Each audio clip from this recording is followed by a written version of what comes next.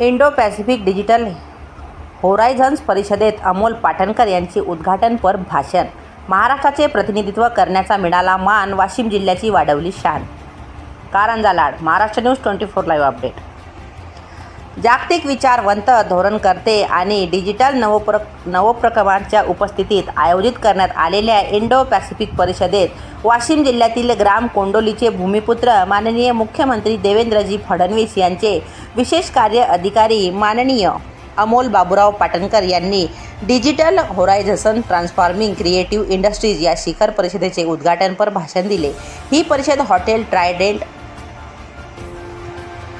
Bandra Kurla complex BKC Mumbai येथे पार पडली. या भव्य कार्यक्रमाचे आयोजन डिजिटल कम्युनिकेशन नेटवर्क DCN, अमेरिकेचे राज्य विभाग, US डिपार्टमेंट ऑफ स्टेट आणि वर्ल्ड लर्निंग यांच्या संयुक्त विद्यमाने करण्यात आले होते. या परिषदेत 150 पेक्षा अधिक देशातील प्रतिनिधी सहभागी झाले होते. आपल्या भाषणात अमोल पाटणकर यांनी तंत्रज्ञान, सर्जनशीलता आणि धोरणात्मक विकास यांच्या संगमावर प्रकाश टाकत कृत्रिम बुद्धिमत्ता, AI, ब्लॉकचेन आणि AR, VR यासारख्या आधुनिक तंत्रज्ञानामुळे सर्जनशील क्षेत्रात झालेल्या बदलांवर ठळक भाष्य केले. सर्जनशील उद्योग आता केवळ पूरक नाही, तर अर्थव्यवस्थेच्या केंद्रस्थानी आहेत आणि सौम्य शक्ती, सॉफ्ट पॉवर म्हणून कार्य करतात, असे मत पाटणकर यांनी व्यक्त करत समावेशक आणि नीतिमूल्याधिष्ठित डिजिटल वातावरणासाठी सहयोगाचे महत्त्व अधोरेखित केले. त्यांनी महाराष्ट्रातील स्थानिक पातळीवर सुरू असलेल्या डिजिटल सक्षमीकरणाच्या उपक्रमांचा उल्लेख करत सांगितले की परंपरा आणि तंत्रज्ञान यांचा सुंदर संगम सृजनशील अर्थव्यवस्थेला नवे आयाम देऊ शकतो. त्यांनी बौद्धिक संपदा हक्क IPR संरक्षणाचेही महत्त्व स्पष्ट केले.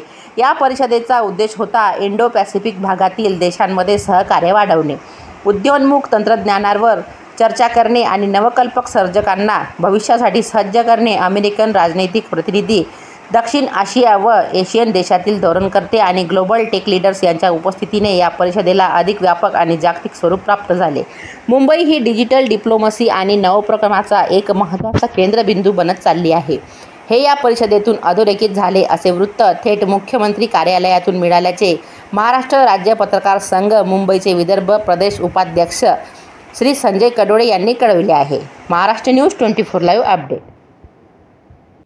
How artificial intelligence is revolutionizing the films, dramas, fashions, music, editing and all spheres of life is very important.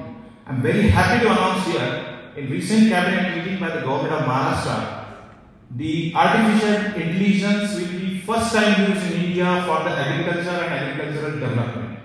Then blockchains, digital rights, then IPR, which is most important for all the young professionals who are diving much into the artificial intelligence, because your protection of rights is very important. This is a concern of the government actually. MIPCU सारख्या यंत्रणेमुळे copyright संरक्षण आणि digital संपत्तीचं रक्षण करणं शक्य झालंय.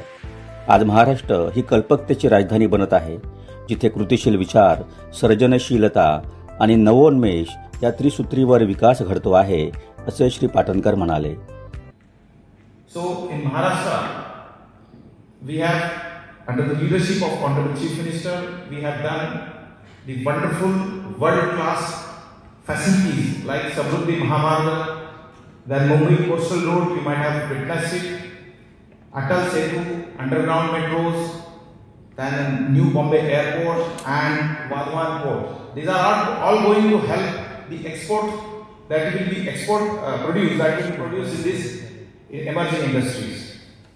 Waves 2025 या आंतरराष्ट्रीय परिषदेचे मुंबईत पंतप्रधान श्री नरेंद्र मोदी यांच्या हस्ते उद्घाटन झाले होते.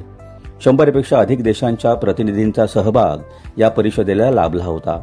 याचे उदाहरण देत त्याच व्यासपीठावरून झालेली मोठी घोषणा, महाराष्ट्र हे जागतिक सर्जनशील उद्योगाचं प्रमुख केंद्र ठरेल, याकडे श्री अमोल पाटणकर यांनी जागतिक प्रतिनिधींचं लक्ष वेधलं. श्री अमोल पाटणकर यांचे स्वागतपर भाषण डिजिटल सर्जनशील महाराष्ट्राच्या आजपर्यंतच्या यशस्वी वाटचालीला प्रभावीपणे अधोरेखित करणारं ठरलं.